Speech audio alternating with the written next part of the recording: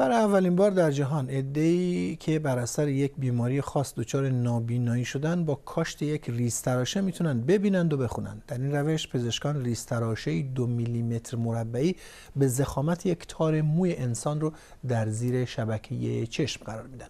بعد بیمار عینک‌هایی رو استفاده میکنه که دوربین فیلمبرداری در داخلش کار گذاشته شده که در تصویر میبینید.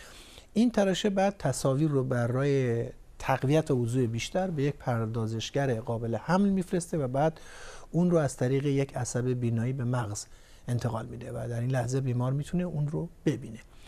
کسانی که در آزمایش بین المللی این طرح شرکت کرده بودند چند ماه طول کشید تا درک این تصاویر رو یاد گرفتند.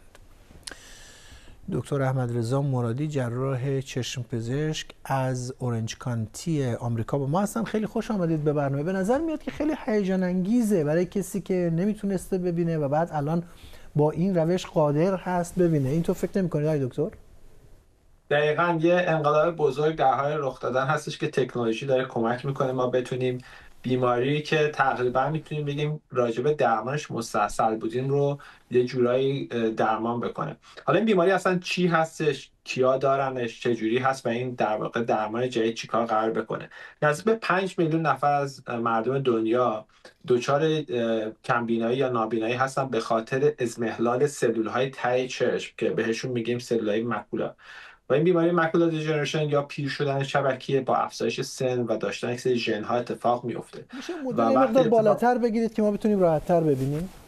این مرسی. اگه چشم شما باشه تمام محصل تلاش چشم اینه که یک تصویر شفاف درست بکنه بندازه ته چشم. این قسمت بهش میگن شبکیه، مثل دوربینای قدیم که فیلم داشتش میبریم چاپخونه چاپ میکردیم. اون فیلم ته چشم مهمترین قسمت یک چشم که در واقع دوربین بدن ما هستش و توی این افراد این قسمت حساسش دچار آسیب میشد و درمان مفیدی براش نبود. یک تراشه مشابه سال 2010 2011 به اسم آرگوس 2 اومد بیرون، ولی بعد از چند سال متوقف شد تولیدش. حتی تو ایران هم کارگزاری شد تو شیراز، ولی دیگه از سال 2020 به بعد دیگه اون تراشه کنار گذاشته چون در واقع موفقیت آمیز نبود. این در واقع نسل جدید اون تراشه ها هست که میاد کمک میکنه افرادی که دچار این مشکل نابینایی هستن در واقع یک مسیر رو دور بزنه، چون این قسمت آسیب داره. این تراشه کار این قسمت رو انجام میده و در نهایت تصویر و سیگنال های لازم رو از طریق عصب بینایی ارسال میکنه به مغز. پس این برای کسایی که عصب بیناییشون مشکل دارن کمک کننده نخواهد بود فعلا، فقط برای کسایی که مشکل شبکیه دارن مشکل رو حل میکنه. حالا چه کار کردن؟ این ایمپلنت که کار گذاشتن نزدیک به 32 تا مریض این ایمپلنت رو گرفتن و تو 27 نفرشون تاثیر خیلی خوبی دیدن، یعنی تونستن حتی بخونن و مقدار خوندنشون هم تغییرش خیلی جالب بوده. یعنی ما تو مطالعات دیگه انقدر ما نمیدیم که یک دید افراد افزایش پیدا بکنه. حالا جوری که ریپورت کردن گفتن 25 تا حرف بیشتر میتونن بخونن. حالا من چارت هم میارم که افراد ببینن که 25 تا حرف منظور چی هستش. یعنی کسی که قبلا میتونسته فقط این حروف بزرگ رو اینجا بخونه 5 تا پله میاد پایین، 1 2 3 4 5 تا اینجا میاد. یعنی این حروفی که توی تکست های معمولی تلفن ها استفاده میشه، توی روزنامه ها هست، توی منوی رستوران هست، اینا میتونن بخونن و این فوق العاده هستش. یعنی ما تا به حال نداشتیم که بتونیم با تکنولوژی چنین بیماری که در واقع برای بیماران مشکل زا بود رو به این حد درمان بکنیم. تزریق میکنیم تو چشمشون داروهای مختلف و هیچ کدوم نمیتونستن دید رو چقدر جالب. برگردن.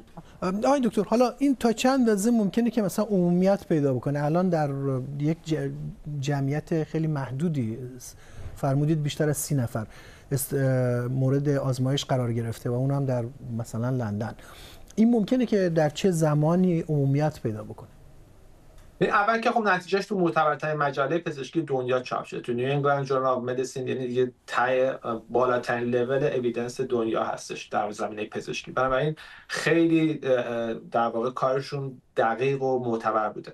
مشکل اصلی هزینه این هستش. مثلا نسل قبلی که اومده بود $150,000 فقط پول اون چیپ بود. حالا من نمیدونم این وقتی بیاد تو بازار قیمتی که به مریض ها یا بیمه ها خواهند داد چقدر خواهد بود. مسلما بحث مالیش خیلی بزرگ هستش که حالا کمپانی‌های بیمه یا افراد خیریه شاید کمک بکنن که برای افراد این در واقع تهیه بشه.